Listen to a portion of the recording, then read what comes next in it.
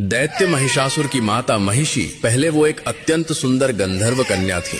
बाद में वो एक भैंसिनी बनी। पहले उनकी सुंदरता इतनी अद्भुत थी कि अप्सराएं भी उनके सामने फीकी लगती थीं। एक दिन महिषी अपनी सहेलियों के साथ एक सुंदर तालाब में मस्ती कर रही थीं। सभी एक दूसरे के ऊपर पानी उठाकर हंसी ठठोली वे सब मग्न थीं। तभी महिषी की दृष्टि पास ही बैठे एक ऋषि पर पड़ी जो ध्यान मग्न होकर तपस्या कर रहे थे। महिषी के मन में शरारत सूझी। वो धीरे से ऋषि के पास जाकर जानबूझकर कीचड़ भरा पानी ऋषि के ऊपर उछालने लगी, जिससे ऋषि का ध्यान भंग हो गया। ऋषि ने जब नेत्र खोले तो उस गंधर्व कन्या की हरकत देखकर क्रोधित हो उठे।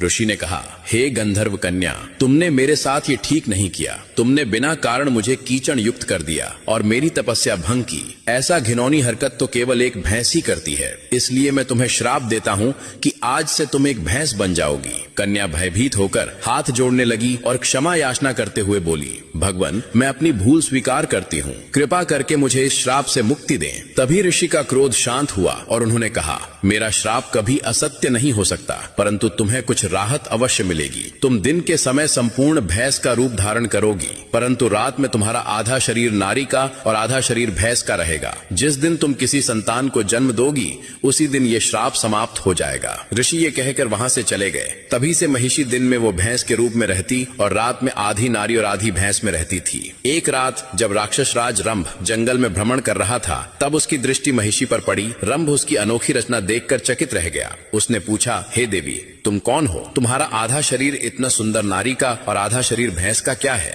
महिषी ने अपनी पूरी सच्चाई राजा रंभ को सुनाई।